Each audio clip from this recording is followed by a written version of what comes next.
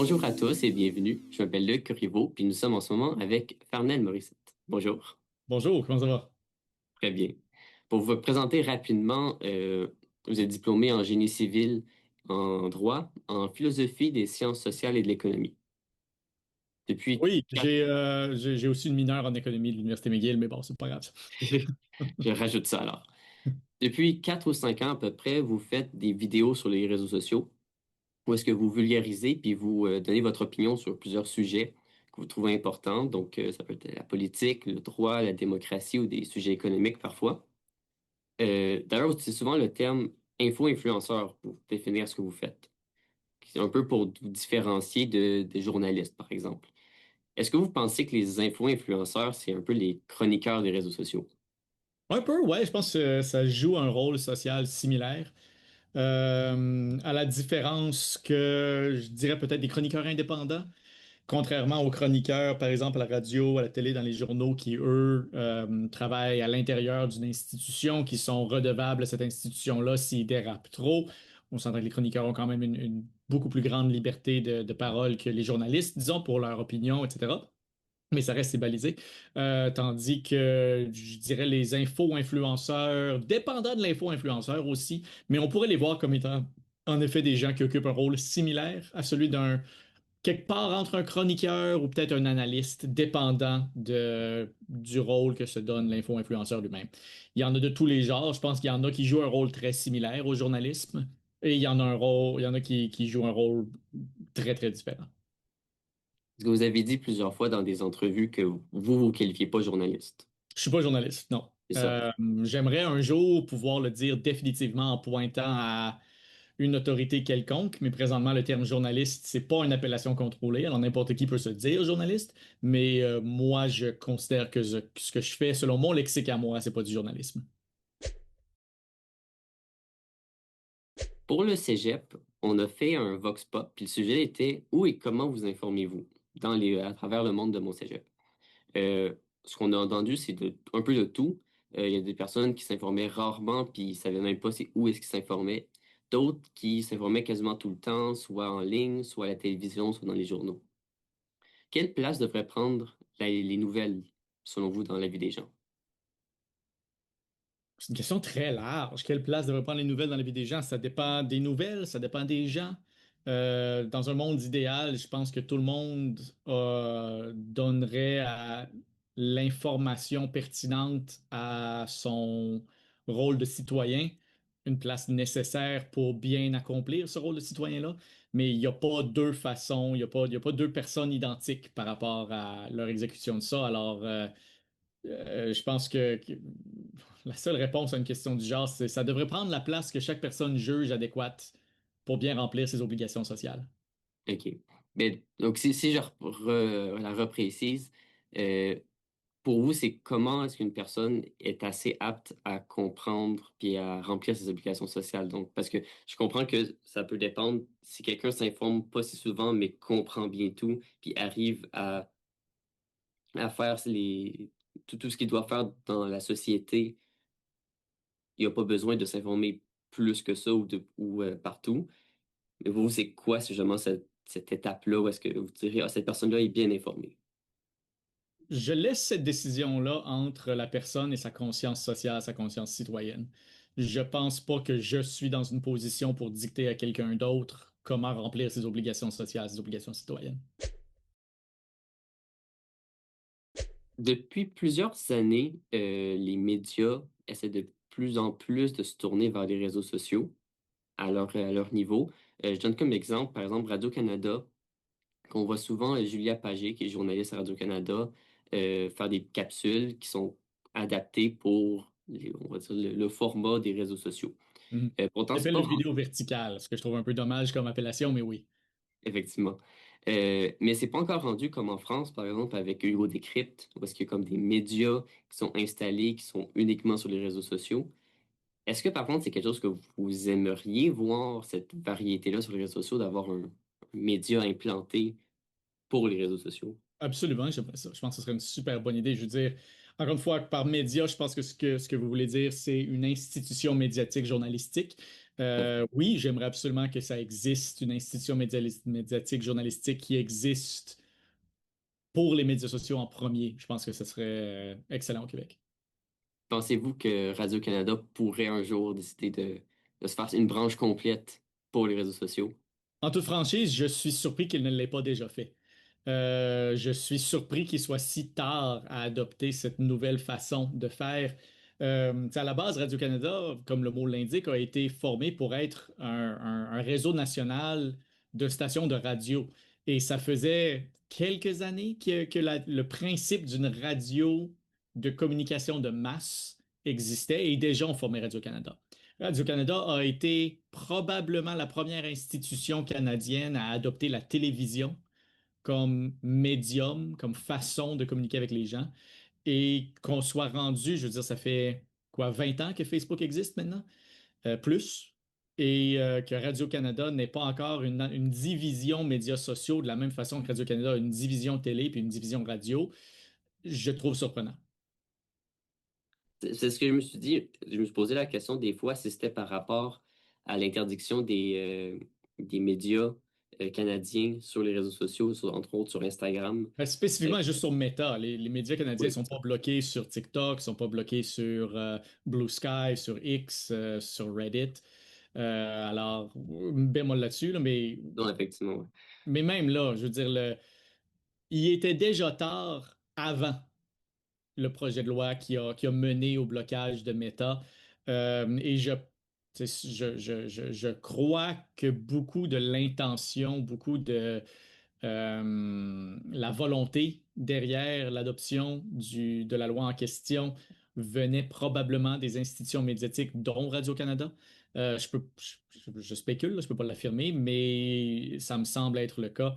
Euh, et aussi, je trouve ça un peu dommage. Je comprends, effectivement. C'est quelque chose que je me suis posé la question de pourquoi au départ ça avait été un blocage de dire on interdit justement les médias. Parce qu'en fait, c'était pas les médias qui l'ont interdit, c'est dû à la loi Hmm.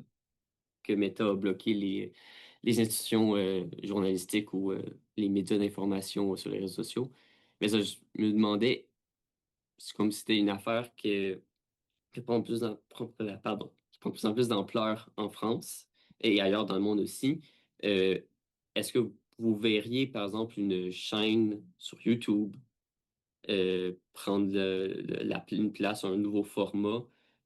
J'ai compris que la réponse donc serait oui, que ce serait quelque chose d'intéressant. Oui, et là-dessus, je veux dire, il faut dire, Radio-Canada fait des efforts, là. Il y a RAD, Oui. par exemple, il y a MAJ, il y a Moril, d'autres initiatives du genre qui sont conçues pour le web, qui sont peut-être en grande partie conçues aussi pour les médias sociaux. Je veux dire, RAD opère à toute fin pratique, je pense, d'abord sur les médias sociaux, un peu sur le web aussi. Mais ça reste des choses qui sont vues comme étant expérimentales, comme étant encore un peu secondaires. Et Radio-Canada est sur le tard présentement. OK. Ben, c'est vrai que dans l'ensemble, il y a des capsules qui sont faites dessus, il y a souvent des reportages, mais c'est pas une pièce d'information principale. C'est pas comme ouvrir le téléjournal, c'est pas comme aller ouvrir un article. Tu n'auras pas cette information-là. C'est un peu complémentaire pour les jeunes ou pour le format des réseaux sociaux. Ouais. Donc, effectivement, c'est pas encore la même chose. Je veux dire, il n'y a rien qui empêche Radio-Canada de créer une application similaire, carrément copier Instagram et juste faire déferler des petites capsules d'information. Si c'est comme ça qu'il y a une partie importante du public qui préfère recevoir de l'information, ben pourquoi leur dire à eux que c'est le public qui a tort quand c'est loisible à Radio-Canada ou à d'autres institutions médiatiques de le faire eux-mêmes?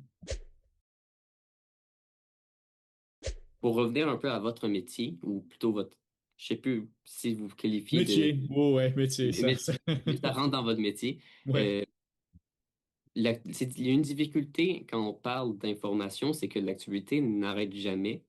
Vous avez déjà dit que comme si vous êtes fatigué ou si vous pensez pas que ce que vous allez dire sera unique ou pertinent, vous n'allez pas faire seulement une capsule dessus. Mais ce qui arrive quand il y a comme deux sujets qui apparaissent, par exemple Donald Trump qui dit quelque chose, puis quelque chose qui se passe avec le gouvernement du Québec, en même temps. Est-ce qu'il y a comme un choix que vous devez faire des fois pour choisir lequel des deux vous pensez le plus important à communiquer aux gens? Oui, tout le temps, tout le temps. J'ai une quantité d'énergie, j'ai du temps limité à tous les jours. Alors, je suis toujours en train de faire des choix, mais je pense que tout le monde fait ça, c'est un peu normal. Je veux dire, même n'importe quel lecteur des nouvelles, c'est rare quelqu'un qui lit chaque édition de son journal papier de la première à la dernière page. On fait tous des choix. Puis est-ce qu'il y en a un qui est jamais une priorité de base ou est-ce que ça dépend du contexte? Ça dépend toujours du contexte. Mon objectif, c'est généralement de me demander qu'est-ce qui est le plus utile que je peux faire. Alors, ça, c'est généralement ça qui guide. Il y a pas, j'ai pas de règles plus précises que ça. J'ai pas une espèce d'organigramme où je décide de faire du local avant de l'international ou quoi que ce soit du genre. Une des raisons pourquoi ça m'intéressait de pouvoir faire cette entrevue, c'est parce que moi-même, ce domaine-là de l'info-influenceur m'a beaucoup interpellé, surtout quand les débuts d'Elle explique ou quand j'ai découvert Hugo Décrypte. Cette façon de parler de l'information, mais en ligne, directement avec les gens, m'avait assez intéressé. Puis j'ai une affaire qui justement qui m'intéresserait à long terme serait de pouvoir construire un peu comme Hugo Décrypte, mais pour le Québec, un média, pas info-influenceur, mais journalistique pour les réseaux sociaux et construire tout ça. Ma question serait donc à tous les jeunes qui aimeraient aller justement dans le domaine large du journalisme, vous ne qualifiez pas journaliste, mais le domaine large de l'information, est-ce que vous conseillerez votre parcours? Non. Non. Mais moi, mon parcours, je veux dire, moi, j'ai pas de formation journalistique. Comme c'est généralement le cas pour toute nouvelle technologie, pour tout nouveau développement, les premiers à rentrer le font un peu en mode exploratoire. Euh, Parce que ça n'existe pas. Tu sais, un jour, c'est inévitable. Il va y avoir une formation pour les médias sociaux. Ça va être possible d'aller au cégep, à l'université, faire un DEC ou un bac en communication sur les médias sociaux. Mhm. Présentement, c'est pas encore possible. Je pense qu'il y a déjà des débuts de gens qui commencent à faire ça d'ici et là. Mais ça veut nécessairement dire que les premiers à rentrer dans ce monde-là, c'est des gens qui n'ont pas de background là-dedans. Euh, mais rendu où on est aujourd'hui, je crois que quelqu'un qui veut se faire sa place là-dedans euh, devrait surtout avoir quelque chose à apporter qui est plus que j'ai la capacité de lire et résumer les nouvelles ou j'ai du temps à mettre à faire du montage. Ce qui semble surtout fonctionner maintenant, c'est des voix qui ont quand même une certaine connaissance particulière, une certaine expertise. Et ce que j'encourage aux gens à faire, c'est développer votre expertise qui va être intéressante pour le public en premier et travailler vos capacités de communication sur les médias sociaux en parallèle ou après. Euh, pour le moment, on en est là. Est-ce que dans 5 ans, ça va encore être ça la réalité? Je sais pas. Malgré que vous n'êtes pas journaliste, vous avez souvent parlé du côté de la légitimité, de la façon que vous présentez l'information. Est-ce que vous, et puis vous venez justement de dire, c'est mieux d'avoir une bonne base, de bien savoir comment se présenter, bien savoir connaître son sujet, bien comprendre, être capable de savoir comment présenter son sujet puis de le comprendre. Comment est-ce que vous avez construit cette légitimité-là ou que vous vous sentiez légitime de parler de ces sujets-là? Ma première chose, je parle pas de n'importe quel sujet, là. Par exemple, c'est assez rare que j'aborde le sport parce que je suis même pas capable de nommer le premier trio du Canadien présentement. Euh, Dans les sujets que j'aborde, je veux dire, on parle de droit, ben, j'ai une formation en droit. On parle d'économie, j'ai une formation en économie. On parle souvent de sujets sociaux, ben, j'ai une maîtrise en philosophie des sciences sociales. Alors, je me limite plutôt à des sujets que je sens avoir pas nécessairement une expertise, mais au moins une spécialisation. Euh, et puis le reste, je pense, c'est beaucoup juste une question de confiance. C'est une des choses que je répète le plus souvent possible aux gens, c'est première fois que j'ai pesé sur le bouton télécharger, j'ai pas demandé la permission à personne. Et vous n'avez pas besoin de la permission. À la limite, si ce que vous dites, ça n'a pas de bon sens, les gens vont vous le dire assez vite. Donc, selon vous, c'est un peu votre propre opinion. Vous avez jugé que c'était rendu, vous étiez capable d'en parler, puis vous l'avez fait. Oui, oui. Puis, je veux dire, fondamentalement, c'est pas le différent qu'il y a n'importe qui d'autre qui décide de s'asseoir devant une caméra ou un micro puis parler, là. Euh, je sais que le sentiment d'imposteur est commun, je le ressens aussi, mais il faut prendre responsabilité pour ses choix, il faut prendre responsabilité pour son rôle social et ne pas prendre la parole est un choix aussi. L'année passée, vous étiez interviewé par Jean-Alain Dufort, l'animateur d'Infoman. Oui, Vous lui avez proposé un peu en blague de le remplacer pendant la semaine dans je suis son pas mal sûr que émission. c'est une blague, en effet, là. Mais est-ce que ce genre de format, où est-ce que vous pourriez parler de l'actualité, mais avec une équipe derrière, dans un format pas journalistique, mais comique avec une base, est-ce que ça vous intéresserait peut-être à long terme? Je suis pas quelqu'un de drôle. Alors, ce serait un peu difficile. Euh, et je veux dire, j'ai déjà été invité à avoir un micro à la radio, par exemple, ou à participer de façon plus permanente à des émissions de télévision, ce genre de choses-là. Euh, j'ai un blocage à ça. En premier, je suis de nature quelqu'un qui porte très mal le fait de se faire dire quoi faire par quelqu'un d'autre. Alors ça, je suis pas contre l'idée, là, tout le monde est obligé de travailler avec des autres, puis ça veut dire que des fois, on se fait dire quoi faire, et c'est correct. Mais j'aime pas ça. Alors j'essaie de le faire moins que plus. Puis l'autre chose, c'est, je veux dire, pendant très très longtemps, c'était un hobby, ce que je faisais. Je veux dire, c'était pas ma job, j'avais un autre emploi, autre chose, alors je voulais pas que ça devienne ma job non plus. J'étais encore très inconfortable avec le fait que c'est mon métier maintenant parce que ça change ma relation à ça. Et je me sens pas tout à fait prêt à explorer l'idée de faire ça de façon formalisée dans un cadre un peu plus rigide avec une équipe qui dépend de moi. Ça, c'est tous des sources de pression additionnelles qui, je pense, pourraient à long terme dénaturer un peu ce que je fais. Alors, je fais attention. OK. Donc, c'est pas l'objectif en ce moment, mais vous avez quand même un intérêt pour ce que vous faites. Ouais. C'est pas l'intention d'arrêter bientôt de parler d'informations, juste pas de le rendre dans ce format-là. Ouais, c'est ça. Je me vois pas devenir animateur d'une émission de télé ou quelque chose comparable sur YouTube avec, pas pour l'instant. Peut-être un jour, si le bon projet se présente, si je continue à évoluer dans mes réflexions, mais pour l'instant, je me vois pas faire ça. OK. Génial. C'est le tour des questions que j'avais pour vous. Donc, merci beaucoup, Farnell. Merci, c'est très, très gentil de m'avoir invité. J'ai une grande inspiration dans ce que vous avez fait quand vous avez commencé pour la façon que vous présentez les choses. C'est sûr que pour moi qui ai envie d'aller plus tard en journalisme, de voir que du monde qui s'adapte beaucoup plus aux jeunes ou alors au format que les jeunes regardent, j'ai trouvé ça bien, surtout qu'on l'a mentionné plus tôt, Radio-Canada qui n'est pas encore rendu à ce point-là, qui essaye des choses mais qui n'est pas encore rendu aussi loin. Donc, j'ai trouvé ça vraiment le fun de voir que vous faites ça. Puis c'est sûr que c'est pas ma source d'information. Je pense que vous l'avez répété à plusieurs reprises. C'est pas une source d'information principale, mais vous êtes une bonne référence dans la façon que vous présentez des sujets, des réflexions, puis votre opinion avec votre analyse des situations. Donc, je vous remercie beaucoup pour ce que vous faites, puis merci d'avoir pris le temps de faire cette entrevue. Merci à vous, j'apprécie, puis si jamais je peux être utile à l'avenir, n'hésitez pas. Merci.